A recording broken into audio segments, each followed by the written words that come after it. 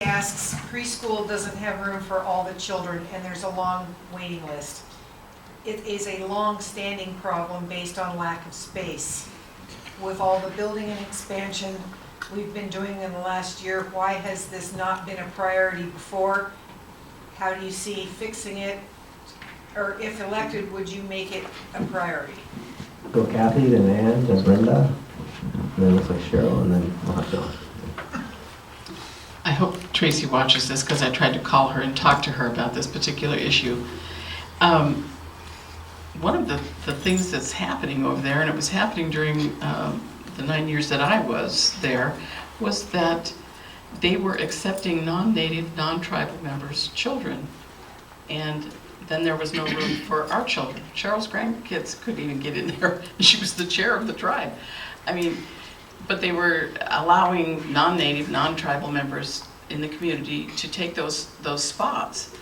And I know that there's people here that are on the Head Start, and maybe, I don't know if there's supposed to be a mix, but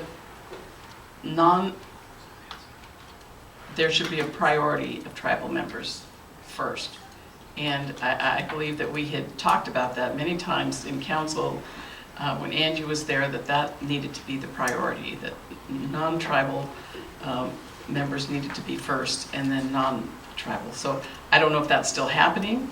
I hope it's not, but it was when I was still on council. It's my understanding a lot of tribal employees who are not tribal members Right. have their children in the school. Exactly. And I don't know if the council is aware of that, but it was going on forever. And I think it was up to the general manager to make that decision. It wasn't up to council, so the general manager could make that decision. That's another thing I don't like, that some of those kind of things are taken out of the hands of council, like enrollment, and this particular issue that they're given to the general manager under the policy there. So that needs to change. The tribal council needs to have some authority there in regards to some of these kind of policies. So. Thank you, Kathy. Ann, please. This really doesn't make any sense to me. I don't understand how we could possibly turn away a tribal child for education. We're obligated to provide an education for our membership, so there should be monies available, and we have money set aside for that. So if there needs to be an expansion on anything, that to me would be the priority. It wouldn't be a church, it wouldn't be an HR building, it would be our children. Thank you, Ann. Cheryl, then Brenda. This is a topic of discussion and our education committee meetings frequently. We're working with a parent committee. Our parent committee is wanting to make changes. We have just successfully changed the rules for the summer program. But the difference between the summer program and the year-round program is that the year-round program is tied to grants. And that's where it comes in that then we have to accept other than tribal members. So there's discussion around that. Do we have sufficient money in our budget that we can just turn down the grants and run it tribally ourselves? That is being discussed. And so at this point, for the school year, descendants are allowed. Sometimes things are first come, first serve. There's some other crazy rules about in the summer, parents have to be working, which we know does not make sense, because all children need the assistance, they need the opportunities, whether their parents are working. And some might say that the kids whose parents aren't working may even need the assistance even more. So we are working on this. I too would rather have a new building for education before any other building. Thank you, Dr. Cheryl. Kathy, we'll get to you.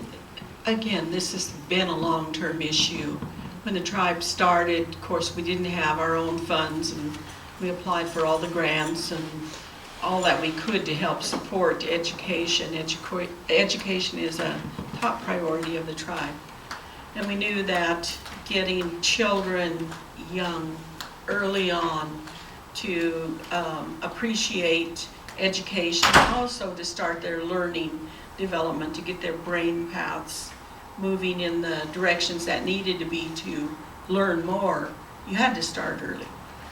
So with that, the grants were there, and they basically said that you had to use an approach of a community and look at low income. And income was a huge factor for securing grants. That was back in the day.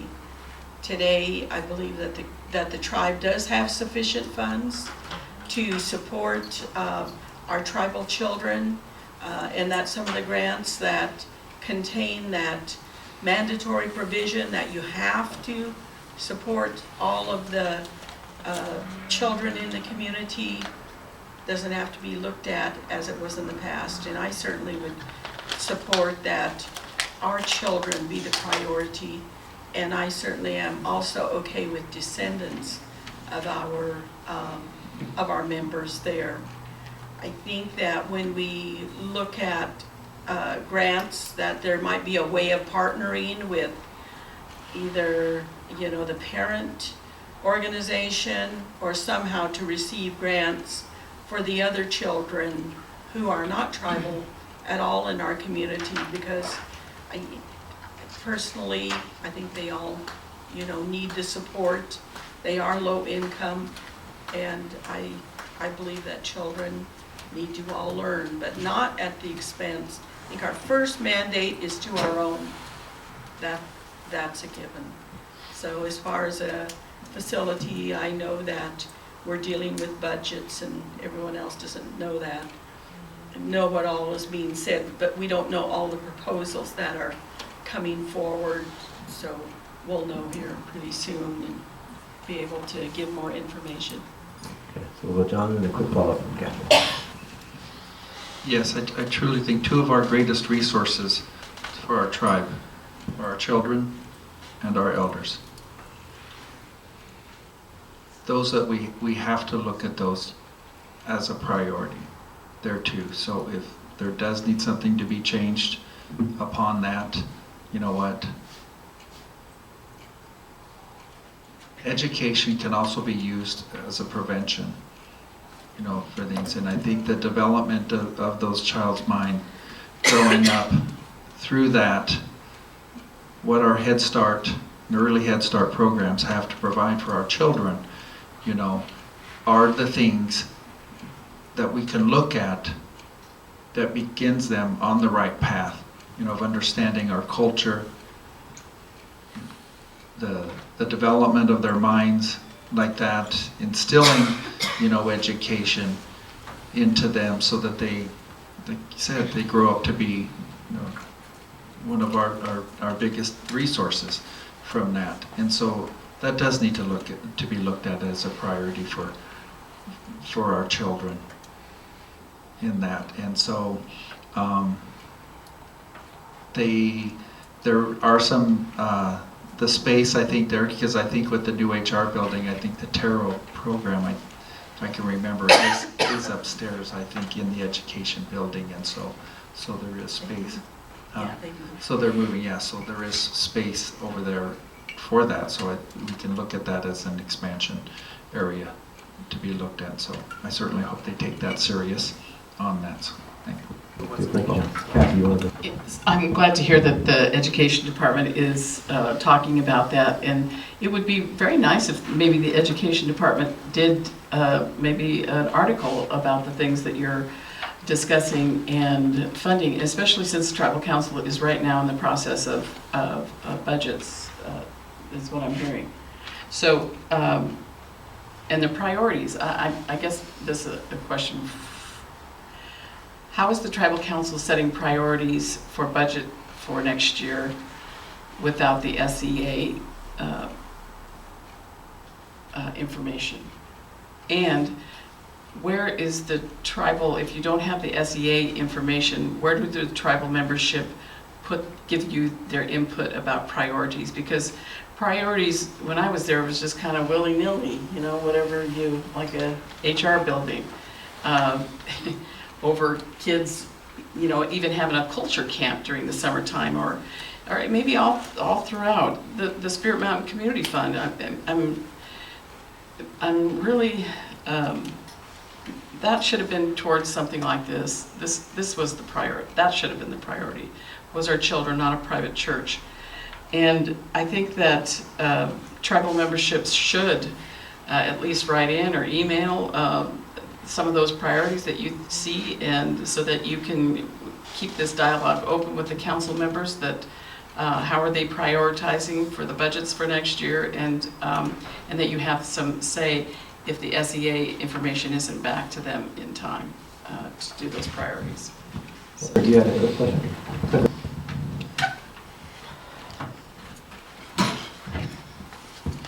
Well, there's something else that's been on my mind, and it's kind of the way our elections go, and it has to do with disenrollment. And I know that, quite frankly, this room is not filled up because a lot of people don't come out here because they say this is, well, they believe in opening up the rolls out here. I'd like to think we're intelligent enough to vote on issues, but it always seems to come down to, if we're going to open the rolls up, who's got the biggest family, and it really bothers me.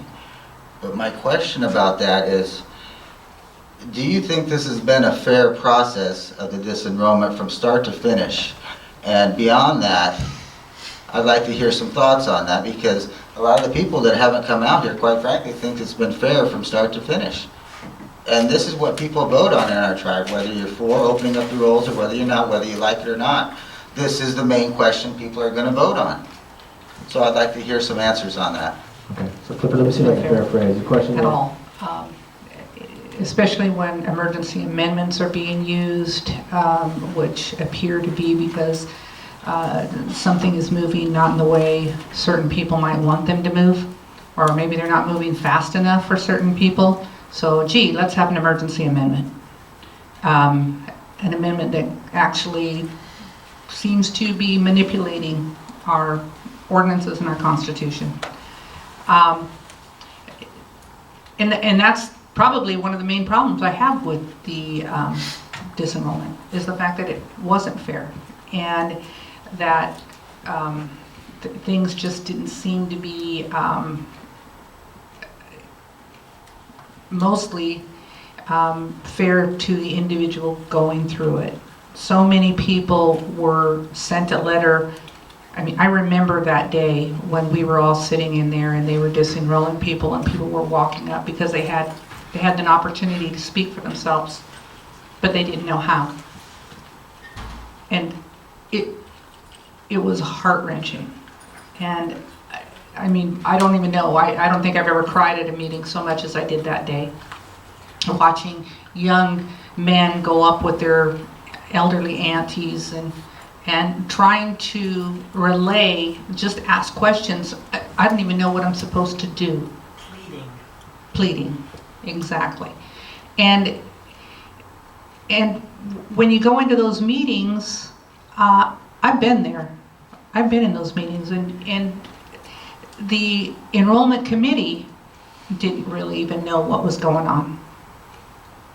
And so, you know, there was talks about having the enrollment committee have some education classes. But that was after they had already disenrolled several people. So, no, I don't feel it was held properly. I don't think the tribal membership was given a fair shake. I don't think the tribe took responsibility for their errors in some of those disenrollment proceedings that happened to people. And so, no, I don't think it was fair, and I don't agree with it at all. Okay, let's go to Brenda. I did not believe it was fair either. I don't believe that it was planned out from the beginning. I don't, I think what was pushed was the audit, and then let's go from there. And it really should have been thought out. the processes and what could happen and what may happen and whatever. I think that it was taken over politically. I think the changes that were made as the process goes, just like the enrollment amendment now, we're making amendments to the enrollment ordinance, and we haven't even finished this process. How do we know what we're doing? We need to slow down. We need to think this through before we make even more mistakes and even more policies that are confusing and hard to follow and unclear to everyone. I do not think the process was fair. Thank you, Brenda. Sure.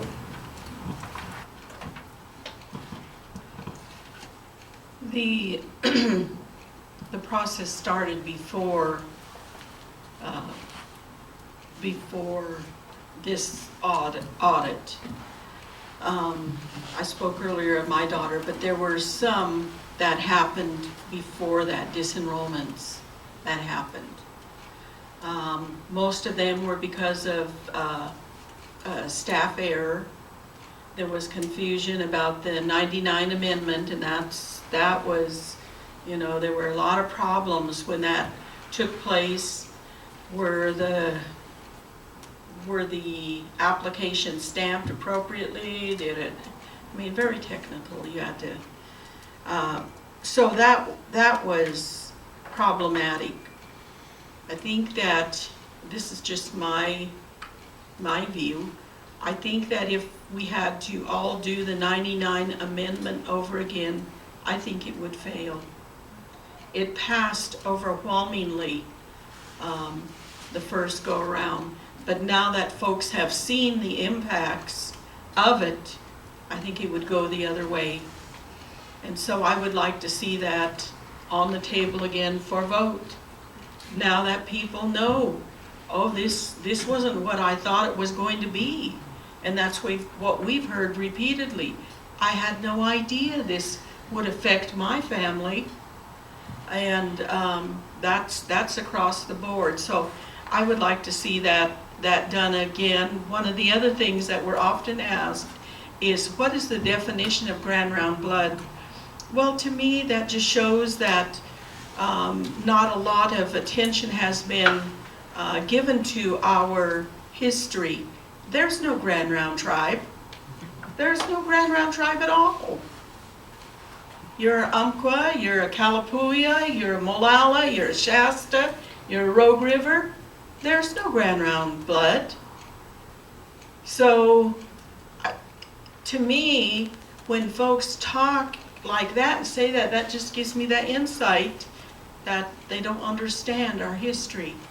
And so I think that we have to give as much opportunity to our members to understand, what that is. And I know that the Chinook Wawa app is out. I think there needs to be one on our tribe and who that came from, so each of the members can track their genealogy themselves and know which tribes that they came from. That would be great. So, that's been some things that, I've talked about somewhat. But I think because of disenrollment of my daughter, it's not taken seriously. So in that process, I would say this, is that when evidence is provided for a member to present to the tribal council, but now that's taken away from the tribal council and will go to the enrollment board. But in that process, who of our tribal council are trained in law? We have one studying for law now. But at that time, to hear evidence, and I will just say this again, if a parent has no knowledge and can prove that they did not apply for their child to be enrolled, and there's nothing to do with the parents, Well, you stood up there and say that, and here's the proof, I didn't sign it, I wasn't even there. You would think that would be evidence that could go through all of the legal, I guess, precedences that were set before on how that kind of evidence is looked at. But it was brought to our council to make a decision. And the decision was, no, you must have known. So there are flaws. So I would say, yes, there are problems with the disenrollment process. And no, I don't believe it's fair. And my proposal would be to go back and do away with the 99 amendment. Thank you, Cheryl. Kathleen? Your question, disenrollment, was it fair? I went through that. No, it was not fair. Not only was it not fair, rules were continually changing throughout that whole process. I watched council members absolutely 100% believe that these tribal members were proved that they were tribal members, and then flip-flop to no, they're not tribal members. I don't believe in opening the rolls. We have rules of, if you meet the criteria. If you meet the criteria, then you should be an enrolled tribal member. You know, those emergency amendments that were changed, and the ordinance goes out, or even any ordinance goes out, and you have a 30-day comment period, and there's no comment period for an emergency amendment, and then it's a done deal. That's not fair to any of the members. It's not fair to tribal council members. And the 30-day comment, and I hope that whoever gets elected will think about this. 30-day comments, you know, I was on council. We take those comments, we read them, and that's it. You know, what's the point in getting them? Because it's just kind of a formality, but really we don't take them into consideration, and there needs to be some kind of consideration when we have an open comment period. That Spirit Mountain Community Fund grant should have been for a genealogist in our culture department, and that money should have been spent for that all the tribal members could have used because there's a lot of people that don't know where they come from. They don't know who tribe. They don't know what family they're from. They don't know any of that, and that would have funded. That's an interesting idea. Thank you. That would have funded that portion, and I still think we need to have that. I think that enrollment has been taken over politically. That's what I believe. And you can disagree or agree, but that's what I believe. We had tribal members there that were treaty signers, not just one family, but another family that were treaty signers. Their families, their oral history, it was there. Their great-grandfather's name was on our treaties, and we disenrolled them because somebody said that they were duly enrolled, but we never got to see that evidence.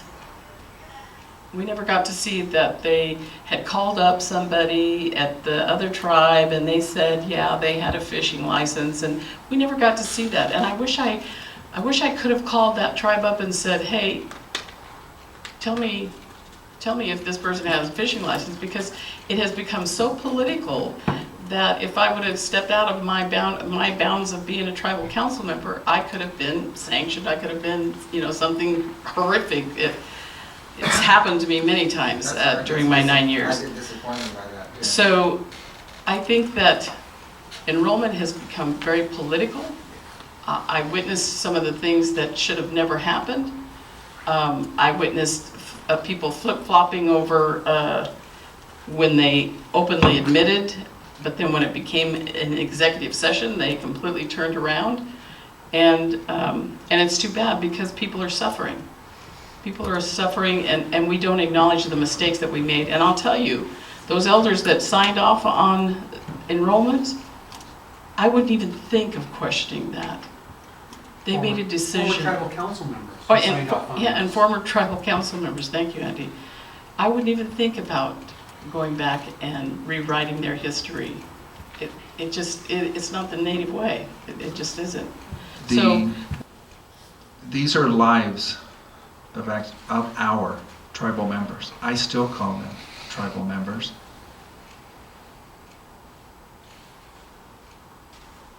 And, you know, what a hard way to think of is that people's lives and generations are in the hands of a few.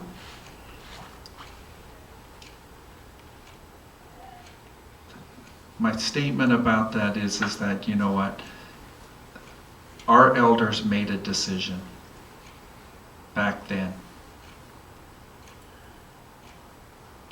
Who are we today, especially someone here this person, me, being born during termination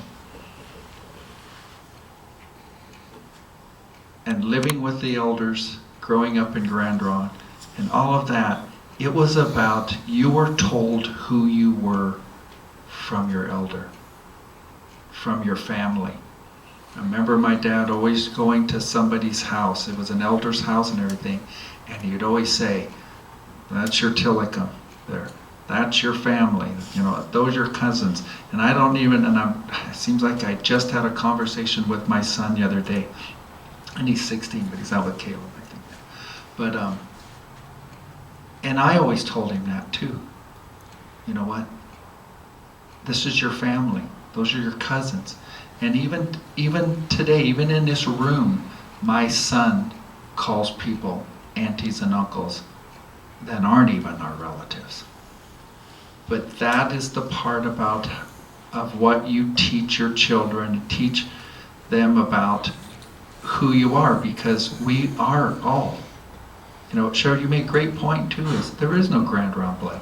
Yeah, we live in a town that's called Grand Ronde, you know, but I'm also made up of, you know, I'm Rogue and I'm Umpqua and everything, but I'm also part Hoopa too. I come from a northern Yurok tribe, Northern California Yurok tribe, so too.